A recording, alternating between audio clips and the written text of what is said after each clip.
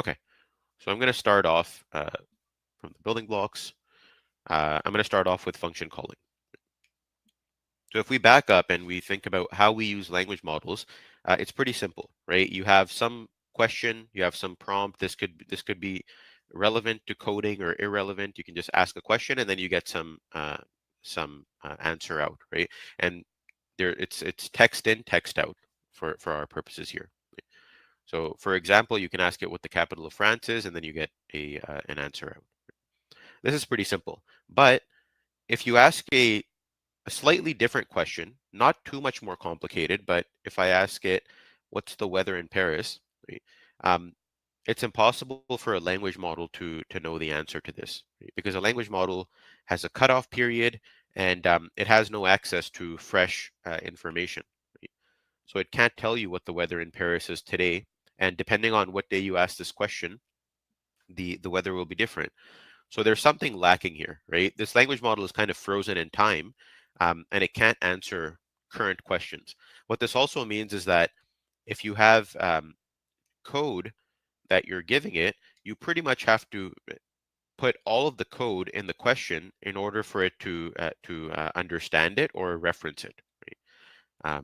If you have new code that was not in its pre-training data or fine-tuning data, then it has no idea about it. And so what we're going to need to do is we need to let the model do a little bit more than just input, output, text in, text out. What we want to do is give it some tools. And this is kind of the central idea that function calling revolves around. We let the model call tools in the outside world, right? This could be calling an API. This could be, I don't know, using a calculator. This could be having access to memory or anything like that. And what this allows the model to do is, if it doesn't know the answer, or you're asking about something that is impossible for it to answer, like the weather in Paris, like we just showed, it also now has a way out, right? It has the ability to call a tool to get information or to do something, and then that something, that tool might provide it an answer, right? Or some information that can give it an answer.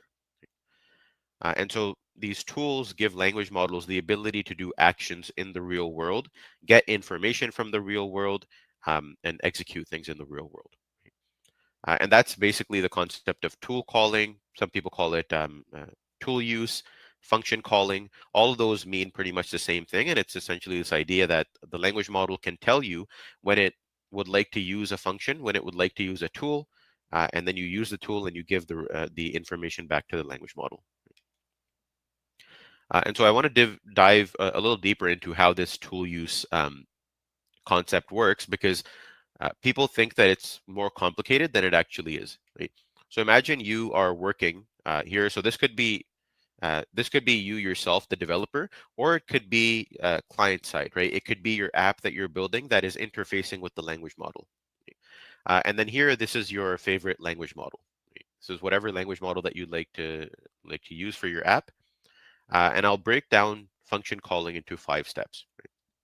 So what you do is, um, rather than just give the language model the question, so what's the weather in Paris, you also give it access to tools that it can call if it thinks it needs those tools to answer this question. Right?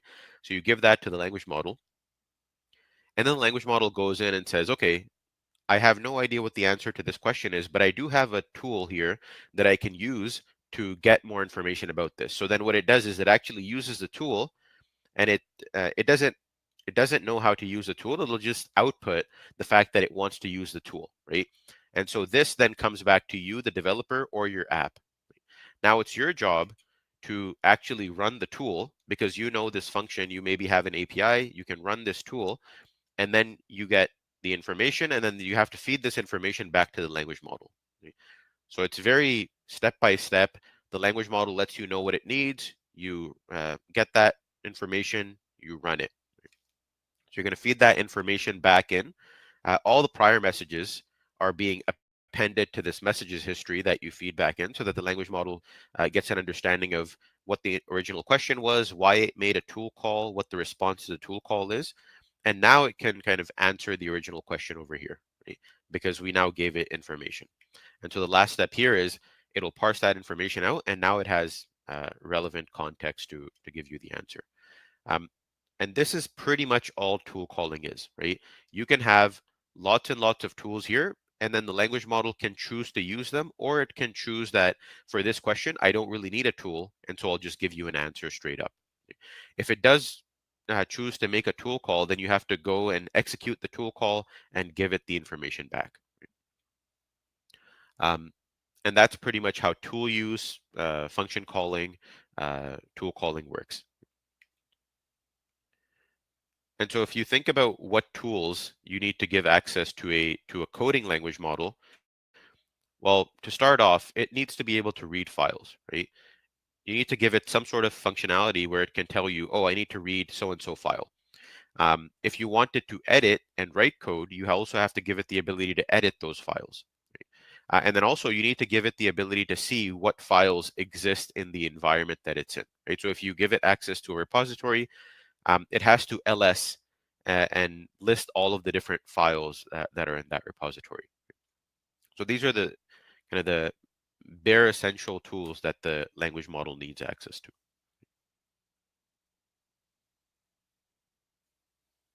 Let me just see if there's any questions.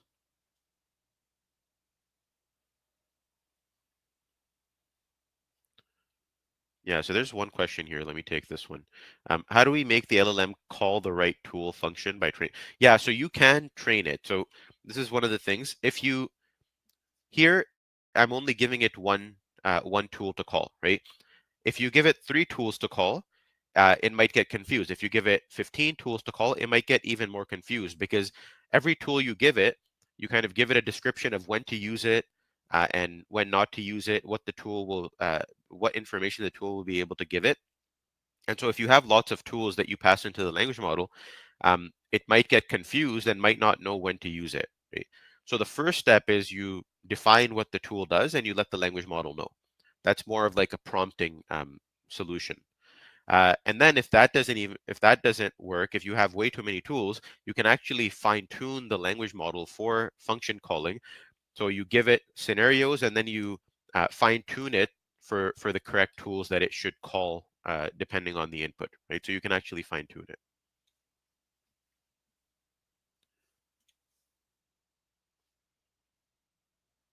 Yeah, so there's another question. So this is also an interesting question. What about should I wear a jacket this night in Paris? So first you need to call a tool and then use this answer again to the element. Yeah, that's a good point. So here, uh, I directly asked it what the weather in Paris is, right? So it's very obvious that it needs to call this tool. But depending on how good the language model is, if you ask an indirect question, do I need to wear a jacket? It should be able to kind of understand or reason or whatever that in order to determine if the person needs a jacket, I need to know what the weather is. And therefore, I need to call this tool and then get this information. And then it has to then use this information to answer the question, right? Whether I need to wear a jacket or not. So it has to determine whether it's cold or not. So I'll show you guys code on how you execute all these steps one by one, and it'll actually be clear which part the model is calling the tool, where we're executing the tool, and then where we're feeding the information back, and then when we get the final answer out.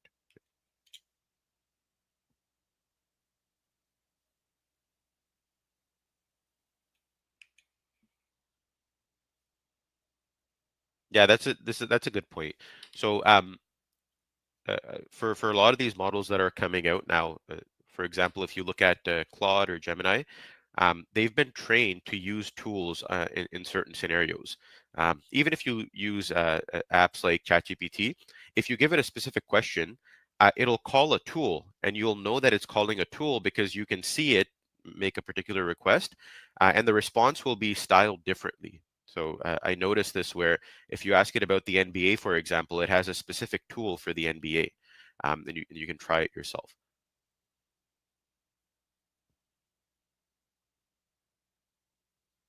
Okay. So what I'm gonna do now, let me see if there's any more questions, and then I'll actually just go into code and show how this works.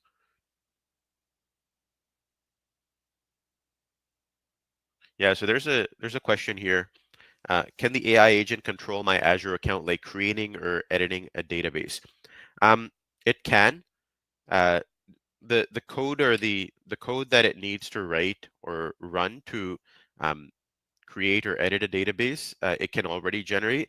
The only thing that you have to be you have to let it do is have access to your account, right? Credentials, and then you also have to be careful because if it does something like it drops a table or something and you can't reverse it, um, you don't want to be in that situation, right? So for example, in this session, all the code that I'm going to execute is going to be in a sandbox environment where if it messes up, I can just run it again, right? Um, okay, so I'll walk through these steps. If you want to follow along, you can actually just go to this code notebook. Um, I've opened it up here. So here I'm just gonna uh, show you show you the first step here. So this is a function that allows a language model to read files, right? And so really what it's doing is opening the file and then it's reading the content of the file and then just returning it to the language model. So it's a very simple function. This is the schema of the function. This is how I tell the language model how to call the function or when to call the function, right? So the description here is pretty important because that tells the language model what this tool will help it accomplish. I also tell it what it needs to tell me when calling this tool, right? So when calling this tool, it needs to tell me what file to read. So it has to give me a path, and then the tool will read the file and then give it back the contents of that file. Right?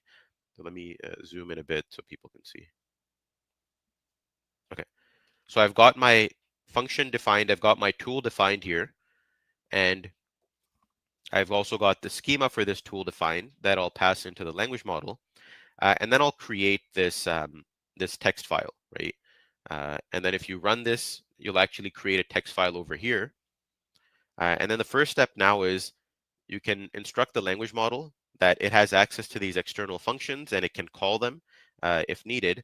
And then if you ask it, read the file secret.txt and tell me what it says inside of it. And if it can't read the file, there's no way that it knows the content that's inside of it, right? So there's no way that it can hack this system. And I'm going to give it access to this read file schema that I created here. So the first thing I'm going to do is actually call the language model and see how it responds to this query of read the secret.txt. And if you run through this, you'll actually see that it's calling a tool here, and it's calling our read file function that we told it. Right. So that's step 2. You can extract the tool call from the model. The model is telling you, I need to run this call. I need to run this tool to successfully execute. And then the next step is for you to actually go in and run that tool for the model. Right? So you extract the tool call. If there is a function that the model wants to call, you go in and you load up the parameters that the model wants to call it with. Right. So again, the model tells you what the name of the file is that you need to call the tool on as well. So everything is in the payload here. You go in, you execute the function on the arg that the model gave you, and then you feed the response back into the model. Right? So here I'm telling it, so this is a tool, this is a tool response, and I'm telling it what tool I ran for it, this read file tool, and the response of this, right? And the response of this is just the content of the file. So it's whatever string I put into the file over here, right? This guy. And so now I appended it to the messages that the model can see. And I can kind of print out what tool I called and the content that I responded to. Right? Now the model has access to this new information. I've basically given it the output of the function.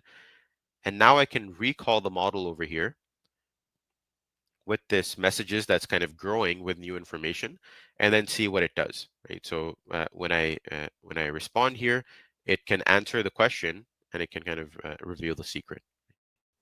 And if it couldn't uh, tell me that it needed to read the file and I couldn't execute the read file function, then it couldn't execute this, right? So that's a complete end-to-end tool call executed. If you want to read the rest of this, you can go through. What I did is I basically put this into a chat, very simple code, and I ran it so that when you kind of chat with it, you can you can tell it to kind of chat, read files, and then understand what's in the file, and then keep on chatting with you using the information in the file. The other thing that if you want to run this code afterwards, the other thing that I did is I created a tool that allows the language model to list all the files in a directory. So if you run it here, you'll get uh, these uh, these kind of files in the Google Colab, and then you also get a bunch of hidden files as well. Right? And then I give it access. I give access to the model for this list files tool, and then I show an example of how it can now read the files. So you can chat with it, and then it can now read files when it needs to. And then I also give it access to a function that allows it to edit files as well. So here, uh, the edit files one is interesting because it needs to tell me what file it needs to edit, what the old string is in the file that it wants to edit, and what it wants to replace it with, right? So for example, if you give it a code file and it needs to modify a function, it has to specify the string, the lines of code that the function is defined in, and then it needs to specify what it wants to replace that old function definition or code with. So it has to tell you the replacement as well, right? The old string and the new string. And then it just goes in, opens up the file, reads it, writes to the file, and then it goes in. And so this is really where all the work is happening, right? We're going in, replacing the old string with the new string if everything else is fine, if we found the old string as well. And so those are the three tools that a very basic coding agent needs. Then what I did is I basically call the language model and I give it access to all of these tools, the ability to read a file, list all the files in a directory, and edit files. And so when you run this code, you'll actually see that you can get it now to create files. So you can get it to create this FizzBuzz Python script like this, and then you can get it to save the file as well, right? And then you can run the file and it'll actually execute here, right? And not only that, but then I also went in and then I said, okay, I want you to modify this file to only print, what was it? I think I told it to print up to 15 only. So it modifies the FizzBuzz file and then gives me updated content. And then it saves it. Now it'll print only to 1 to 15. So now when I run the file afterwards, I only get this 1 to 15. And then you can kind of keep on playing with this. You can keep on getting it to create files and then execute them to see what's inside them. And that's pretty much all it takes to build a coding agent, right? You've got code, the ability to read code, the ability to list the files that are in a directory, and the ability to edit those files as well. It's kind of a very bare bones, from scratch version of what it takes to build a coding agent. But the issue here is that if you do this, um, if you notice what you're doing, the most important thing that you're doing there is you're just appending to messages over and over again, right? You're taking the question, you're appending it to messages, you're taking a tool call, appending it to messages, you're taking the response of the tool call, and the response of the tool call is what it could be potentially very large, right? The language model might want to get an understanding of the entire code base, and so now you're appending your entire code base into this messages dictionary that's growing list, and you'll exceed the context length of whatever language model you're using really fast here. Right? And so this was one turn that I just showed you, right? We had the system message over there. We had my question to the model calling the model maybe answering, and then calling a tool, and then answering with the enriched response here, right? This is one turn. Um, and then you have to keep in mind that there's multiple turns, right? So um, the issue that you'll run into with this naive approach of, bare bones reading, writing, and understanding what files exist is that you need a very, very large context length. So the thing that is important here is that you don't really need to feed it your entire code base, right? If you have one task, you could maybe only give it the part of the code